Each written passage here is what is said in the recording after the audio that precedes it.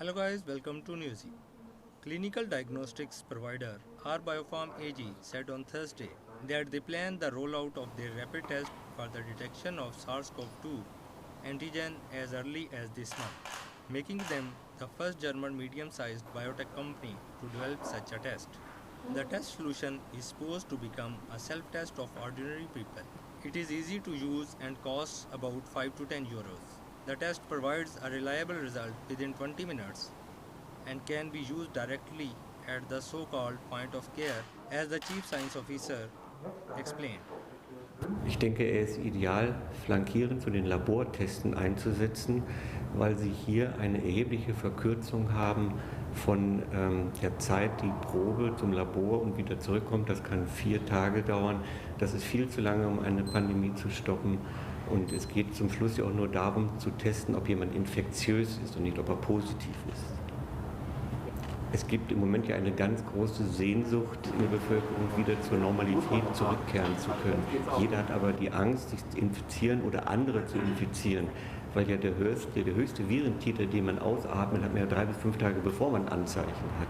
Also würden sich viele, glaube ich, selber testen wollen, bevor sie zu ihren Verwandten ins Krankenhaus gehen oder ins Altenheim oder wenn sie von der Dienstreise zurückkehren, dass sie sich vorher selbst testen. Herausforderung für uns ist, die gewünschten Stückzahlen herstellen zu können. Das ist die größte Herausforderung, weil so ein Scale-up hat es in der Geschichte von Deutschland und von Firmen wie R-Biopharm, man muss bedenken, wir sind ein mittelständisches Unternehmen, aber auch die ganz großen Konzerne haben Probleme, diese Stückzahlen hinzubekommen. Und das ist nicht die Entwicklung und das Equipment hier im Haus, sondern ist die Zulieferkette. Und es ist völlig egal, ob das chinesische oder deutsche Zulieferer sind. Auf diese Stückzahlen ist niemand eingestellt. Und häufig fehlt es an dem kleinsten Plastikschräubchen für einen Test. Aber ein Zahnrad im Getriebe kann ausreichen, dass sie nicht liefern können. It is easy to use and according to the company's website, one of the most reliable on the market. An ongoing study has yet to verify the practicability of the test. The test is a manual immunochromatographic rapid test for the qualitative detection of SARS-CoV-2 specific antigens in human respiratory samples.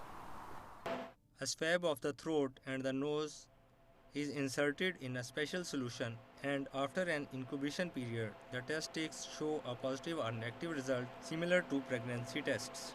Company said antigen rapid test is not the home test people are waiting for, but it was a step closer. However, he warned the main challenge ahead would be in scaling up production to large enough numbers.